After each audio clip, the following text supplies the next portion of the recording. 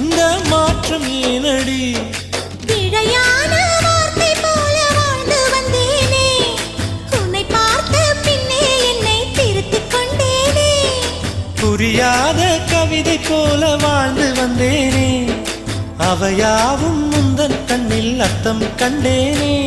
இந்த அருகம் புல்லின் மேல் பனித்துளியாய் நின்றாயே, எந்த பருவத் தோள்களில் பச்சை கிளியாய் வாழ்ந்தாயே.